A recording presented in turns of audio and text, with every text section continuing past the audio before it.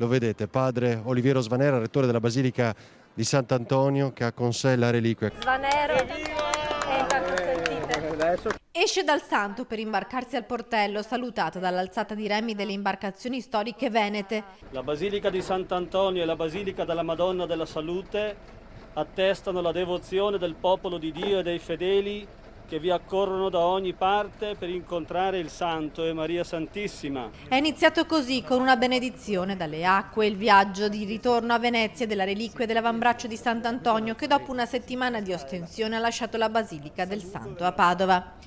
La reliquia, a bordo di un'imbarcazione dei carabinieri, ha ripercorso l'antico tragitto, lo stesso fatto nel 1652, quando venne donata dai frati del Santo alla Serenissima. Un viaggio suggestivo lungo la riviera del Brenta che Rete Veneta, canale del nostro network Media Nord-Est, ha seguito passo passo in diretta per portare nelle vostre case l'emozione del pellegrinaggio della reliquia. E ora insieme diciamo la preghiera che Gesù ci ha insegnato. A Noventa Padovana, Stra, Dolo, Mire, Oriago le soste per una preghiera e una benedizione. Lungo il tragitto, affacciati dalle case o in trepidante attesa sugli argini, migliaia e migliaia di fedeli hanno salutato il passaggio della barca.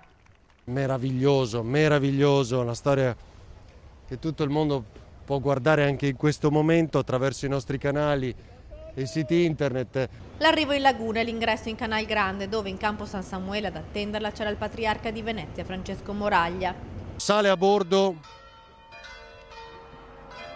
della Dogaressa il patriarca di Venezia, Francesco Moraglia. È un momento storico. Immagini uniche per questo storico momento che ha segnato le celebrazioni del Giugno Antoniano, che ha unito quest'anno, nel segno del Santo, Padova e Venezia.